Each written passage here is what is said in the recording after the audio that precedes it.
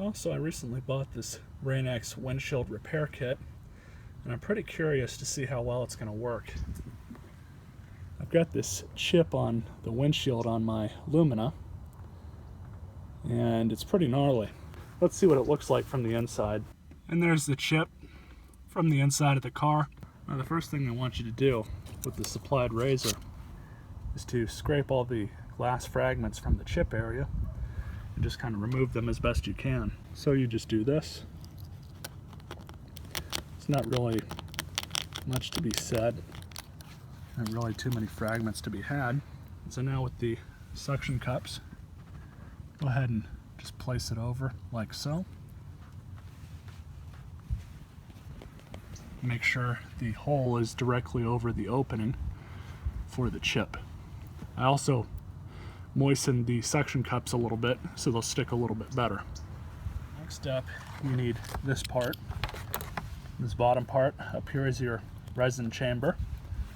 So you just screw that into place, and you got to make sure that the opening at the bottom of the resin chamber is directly over the chip in the windshield. I'm going to look over here from an angle and make sure that the opening is meeting up with the resin chamber. Just make sure that everything's lined up, and you can see that really well from inside. And as you guys can see, it's pretty much dead on. Now with the repair resin, you want to do 3 to 6 drops of this stuff into the top here. So I'm actually going to put 6 drops into it. And if it leaks out the bottom, you want to screw it down clockwise. So now the last step is to screw your pressure driver into place.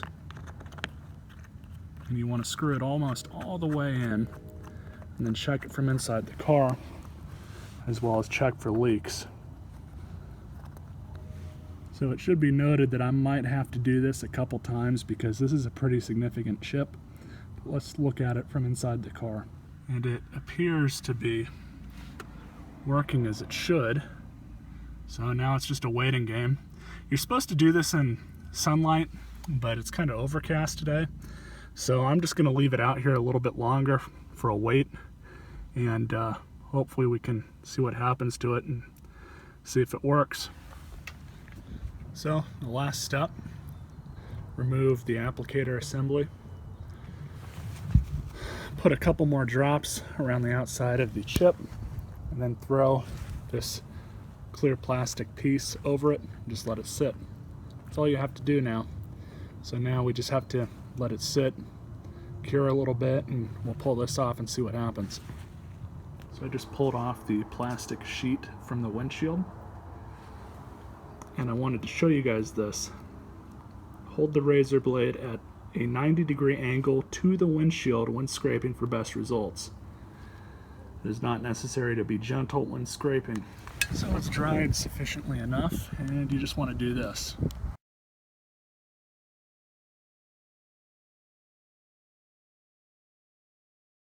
Scraped all the rest of the old stuff off.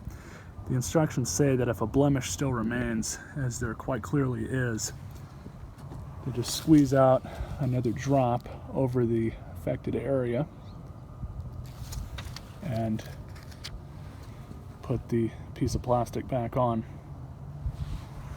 So, waiting game one more time. Now, as you guys can see here, I did have a smaller crack on the Ranger, and the results are already looking a lot better than they did on the Lumina.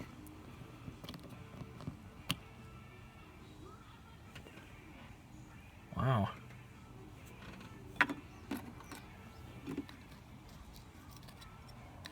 Yeah, that looks really good. Now I just have to place that piece of plastic over it. Here's the end result on the Lumina. Small little blemish right here. Some cracking around the outside. It's not perfect. I know it was asking a lot of this stuff to repair the chip that was in this windshield. Let's look at it from the inside. And so from the inside, there's a noticeable difference. You know, it doesn't look anywhere near as bad as it did but it's still noticeable. It's still pretty obvious that there's a chip there. But like I said, it was asking a lot of this stuff to try and repair a chip that's that bad. I mean, there's no denying that, but it did do a decent job. It's much less noticeable now than what it was, so in this instance, I can live with it. It's kind of a so-so job, but it is a little bit better. Let's look at the Ranger. This is all that's left of it. Can't really get it to function all that, to focus all that well, but you guys can see that's all that's left is that little blemish, which this is what I expected on this. This is probably about the best you're gonna get with a repair job like this. And on the Ranger, it was about from here to here, as big as the crack was, which I thought I got the original size of that on video, but either I deleted it or I forgot. But it was easily, you know, 1/2 to 3/4 inch long crack that went across the middle of it like this. So the crack is completely gone, and all that's left is this little spot right here where the center of the chip was. So as far as the Ranger's windshield's concerned, I think it did an excellent job. I mean, again, it's not perfect, but yeah, for $10, I think it's definitely worth a shot, worth a try on this.